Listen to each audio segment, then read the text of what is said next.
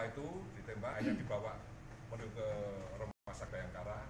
Dalam perjalanan dimungkinkan karena sudah sampai ke Bayangkara itu sudah dinyatakan meninggal dunia. Ada yang mau ditanyakan? Informasi awal TKP. Oke. Jadi informasi awal yang jelas ini kerja keras anggota. Saya tentunya tidak bisa menyampaikan secara detail karena ini mekanisme lidik dan itu adalah sesuatu yang tidak perlu disampaikan dalam forum. Tetapi yang jadi kerja keras anggota ini sudah 3 kali dia keluar masuk penjara, jadi residivis. Ini yang terakhir kita tangkap dengan sementara yang bersih kita temukan 8 TKP 8 LI. Tidak menuntut kemungkinan ini bertambah.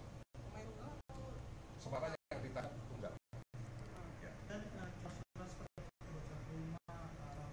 Jadi biasa dia lakukan karena ini di margas kampung termasuk seputaran. Jadi orang baru desret, orang baru manen karet, datangi motornya diambil, ditodong, orang ngarit, tahu nggak tidak? Mengambil rumput, didatangi, ditodong. Jadi di seputaran kampung berhasil dia meresahkan. Nah, ini yang kita monitor oleh Polda. Akhirnya kita bergerak untuk menangkap saudara SL. Sampai udah banyak, ada juga yang di rumah. Sampai melukai atau membuat korban gitu?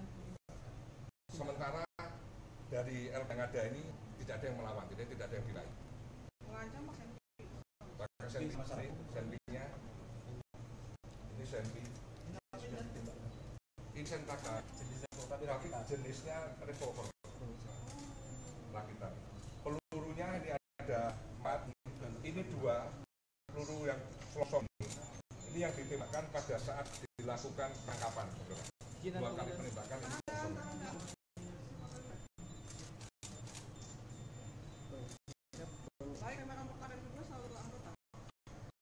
Anggota, ya. Tapi karena rakitan kenakan. Yang jelas anggota selamat, tidak ada yang luka satupun. Itu harap itu yang bisa harap. Ini yang bisa dibakar. Bisa disebut dan 8 KP itu di mana aja? Nanti secara detail Subdit, ini ada catatannya. Secara detail aja. Jelas 8 ini yaitu di margas kampung. Seputaran margas kampung. Dari